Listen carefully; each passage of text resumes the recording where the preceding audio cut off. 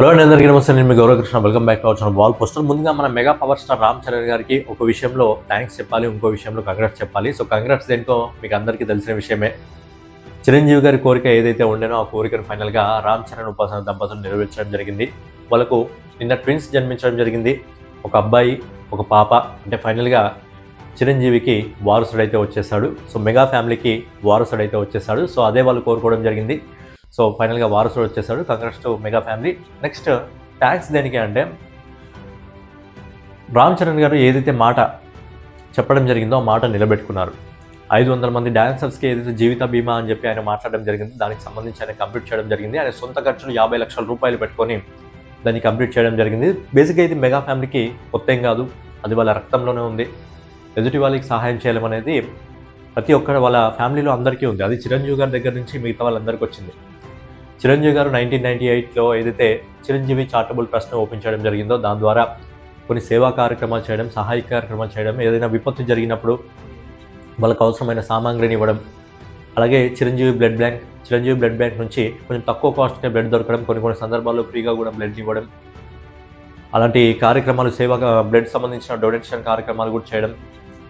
దాంతోపాటు I bank ఏదైతే ఉందో ఐ బ్యాంక్ కూడా కళ్ళు లేని వారికి ఆ చూపును తెప్పించే ఐ బ్యాంక్.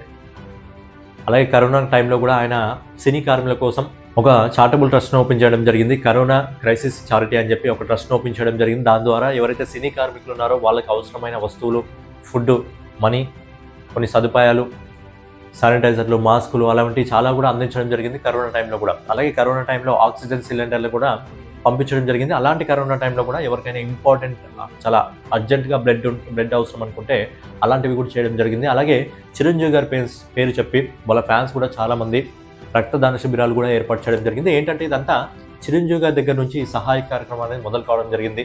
ఎందుకంటే మనల్ని అభిమానిస్తున్న అభిమానుల కోసం మనవంతుగా మనం ఏదో ఒకటి చేయాలి కదా అని చెప్పి చిరంజీవి గారు ప్రారంభించిన కార్యక్రమం. తర్వాత పవన్ కళ్యాణ్ గారు, ఆయన తమ్ముడు, ప్రజెంట్ డిప్యూటీ సీఎం, ఒకవైపు రాజకీయాల్లో, ఒకవైపు సినిమాల్లో నెంబర్ 1 స్థానంలో ఉన్నాడు.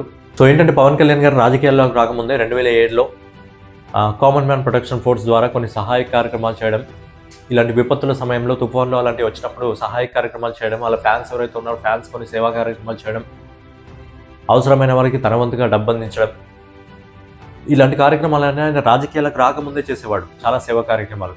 రాజకీయాల్లోకి వచ్చిన తర్వాత కూడా చాలామంది సినీ కార్మికులు ఎవరైతే ఉంటారో ఆయన దగ్గరికి సహాయం కోసం వెళ్తే ఖచ్చితంగా సహాయం పంపించే వ్యక్తిత్వం. అలాగే ఉద్దానం కిడ్నీ బాధితులకు ఆ సమస్యల మీద మాట్లాడడం, వాళ్ళకు అవసరమైన ఫండ్స్ ఇవ్వడం, కౌలు రైతులకు వాళ్ళకు అవసరమైన ఫండ్స్ ఇవ్వడం, దేశ జవాన్లు ఎవరైనా చనిపోతే వాళ్ళ ఫ్యామిలీకి అండగా నిలబడడం, అలాగే తన పార్టీని తను నమ్ముకున్న వాళ్ళు కొన్ని పరిస్థితుల్లో వాళ్ళకి ఏదైనా సిచ్యువేషన్ ఏర్పడినప్పుడు, మరణించినప్పుడు వాళ్ళ ఫ్యామిలీకి ఒక 5 లక్షల రూపాయల ఆ మనీ ఇవ్వడం. 70 సంవత్సరాలుగా రోడ్లు చూడని, వెలుతురు చూడని ఊళ్ళల్లో కూడా ఈరోజు రోడ్లు, వెలుతురు కనిపిస్తుంది అంటే ఖచ్చితంగా అది పవన్ కళ్యాణ్ గారు రాజకీయాల్లోకి వచ్చిన తర్వాత ఏదైతే మనస్తత్వం ఉందో, రాజకీయాలు రాకముందు కూడా అదే మనస్తత్వం ఉంది. సో అదే మనస్తత్వం అనేది చిరంజీవి గారి మనస్తత్వం అనేది పవన్ కళ్యాణ్ గారికి రావడం జరిగింది. పవన్ కళ్యాణ్ గారి దగ్గర నుంచి రామ్ చరణ్ గారికి కూడా అదే మనస్తత్వం రావడం జరిగింది. రామ్ చరణ్ గారు అపోలో ద్వారా కొన్ని క్యాంపింగ్స్ నిర్వహించడం, ఫ్రీగా కొన్ని క్యాంపింగ్స్ నిర్వహించడం, కోవిడ్ టైంలో ఫుడ్ ఫెసిలిటీస్ కనిపించడం, ఆయన అభిమానులుగా సేవా కార్యక్రమాలు చేయడం. అలాగే 2017లో అనుకుంటా ఆయన ఏదో సినిమా షూటింగ్ జరుగుతుంది. ఆ సినిమా షూటింగ్ జరిగే టైంలో ఒక అబ్బాయి కిడ్నీకి సంబంధించిన ఆపరేషన్, చిన్న అబ్బాయి కిడ్నీకి సంబంధించిన ఆపరేషన్ కోసం ఆయనే ముందుగా ఉండి అన్ని వైద్య సదుపాయాలు ఆయనే చూసుకోవడం జరిగింది.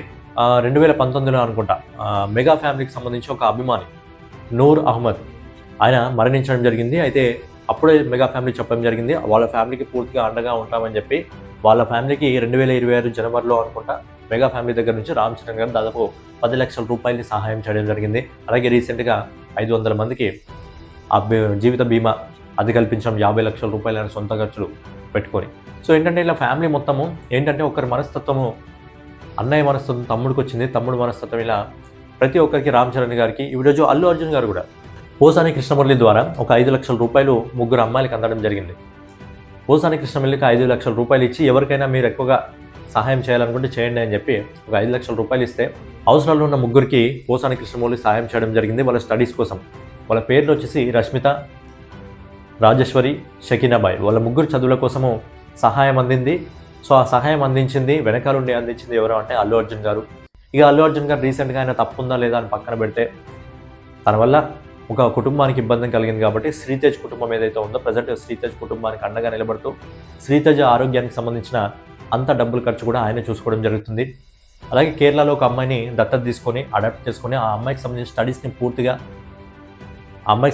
సంబంధించిన ఫీజు అయితే ఉందో పూర్తిగా అల్లు అర్జున్ గారే చూసుకోవడం జరుగుతుంది. సో అలా మెగా ఫ్యామిలీలో ఎవరైతే ఉన్నారో చిరంజీవి గారి అడుగుజాడల్లో ఎవరైతే నడవడం జరిగిందో వాళ్ళందరూ కూడా వాళ్ళని అభిమానించే అభిమానులు ఖచ్చితంగా ఏదో ఒకటి చేయాలని చెప్పి వాళ్ళు పడుతూనే ఉన్నారు. సో ఏదో విధంగా చేస్తూనే ఉన్నారు. ఇలా చిరంజీవి గారి ఫ్యామిలీ కానివ్వండి, మన ఇండస్ట్రీలో చాలామంది ఉన్నారు. మహేష్ బాబు గారు కానివ్వండి, ప్రభాస్ గారు కానివ్వండి, మనకు తెలిసిన వాళ్ళు కొంతమంది, తెలియని వాళ్ళు చాలామంది ఉన్నారు. కొందరు బయటికి రావు, కొందరు బయటికి వస్తాయి. సో చిరంజీవి గారు ఏవైతే సేవా కార్యక్రమాలు ప్రారంభించడం జరిగిందో ఆ సేవా కార్యక్రమాన్ని మిగతా హీరోలు, మెగా ఫ్యామిలీ నుంచి మిగతా హీరోలు కూడా కంటిన్యూ చేయడం జరుగుతుంది. సో ఇదే విధంగా వాళ్ళని అమ్మాయించే అమ్మాయిల కోసం వాళ్ళు కూడా ఎప్పుడు ఒక అడుగు ముందే ఉండాలని చెప్పి మనం కూడా కోరుకుందాం. సో ఫైనల్గా ఏదన్నమాట వీడియో మీకు నచ్చినట్లయితే ఖచ్చితంగా లైక్ చేసి, కామెంట్ చేసి, సబ్స్క్రైబ్ చేసుకొని మన వాల్ పోస్ట్ ఛానల్ని ఫాలో అవుతుండండి.